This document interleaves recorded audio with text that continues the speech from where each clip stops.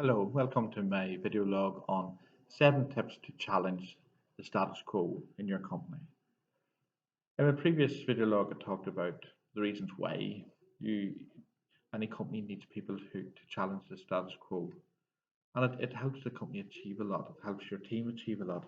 So basically, anybody that does motivate themselves and can see the innovations and improvements needed and practices and behaviors that are maybe of a time past, they'll be doing their company a great favor in terms of productivity and competitiveness, and basic profitability as well. So this is a this is a good way for a company to maintain competitiveness in the market, is to encourage employees to challenge the status quo.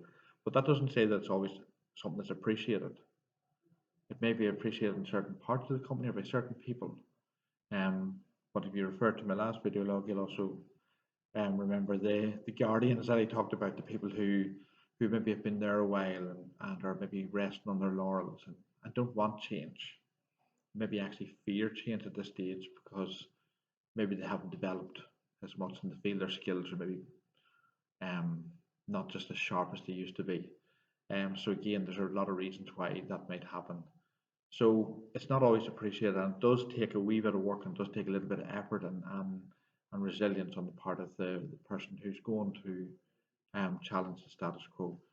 So if this is something that you would like to be able to do and do it safely, here's 7 tips that will help keep you right in your company and avoid the sort of argumentative side of making changes sometimes. So first of all, the first tip is to prioritize. The simple fact is, if you are a person who can see the improvements needed, who easily sees innovation and creativity, and yet you recognize the benefit of it, it's also less likely then that you're a person who's only going to have one idea. You probably have quite a number of ideas on how things could be improved. So you do need to prioritize and look at those ideas and say, well, pick one or two and run with one or two, not try to implement them all. You do need breathing space in there. Okay. The second tip is learn how to ask great questions. Great questions will give you great insights.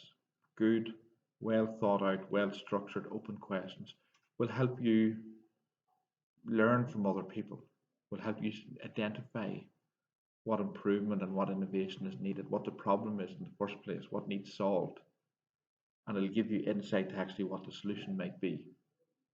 So good innovators are good questions, but they're also good listeners. So don't only ask the question, make sure you listen. Make sure you listen to understand what the other person's saying, what their point of view is, and where it's coming from, and just take their viewpoint on board. Okay. The third tip is to prepare your approach. Change and innovation won't happen by knee-jerk reaction.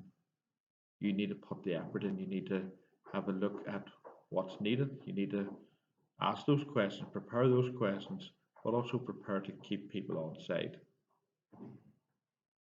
The fourth point, as part of this, is that you need to look after your own well-being. I've talked about prioritizing. I've talked about the need for picking one or two key improvements. You also need to realize that if this was something you're doing, it's probably outside of your normal work in a way. It's in addition to what you're already doing, what you're already expected to do in your working day. So you need to make sure that you're not overburdening yourself. You need to make sure that you get some rest and relaxation. You need to identify the times that when maybe you are getting too tired or run down a bit, and make sure you do something like some brisk exercise, some restful activity.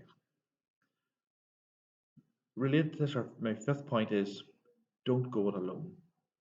We've talked about the difficulties. You will meet people who we refer to as guardians of the organization, who don't want change, who fear innovation, who will fear you as somebody who innovates. So you need to have your allies there. So make those friends, make those allies, and have some that will help you out. Have some that you can maybe turn to and ask for advice, or run some ideas past sometimes. In another advancement of this, my sixth point is plant the seed. Sometimes the innovation doesn't have to have your name attached to it. Sometimes it's enough just to plant the seed with the person who's best placed to run with that idea. So, as part of your preparation, look at who the best people are. Maybe sometimes it's just planting that idea in there and letting it germinate from there. Okay. And finally, my seventh tip is to be resilient. You'll have to develop your resilience. You'll have to take resistance. Um, that's not personal. It's down to that person or those persons' experiences, their stage in their career, their confidence in their own ability and their own skills at this point in time, and their fear of being asked to do something new and different. So you need to build that resilience so that you can cope with resistance. Sometimes your ideas will be rejected. That's okay. All great innovators come don't just come up with one great idea. Sometimes it's one great idea alongside several ones that'll never fly. So you need to realize that. And all I can say at this point is good luck with that. Your company should appreciate it, and I hope all goes well. Thank you very much.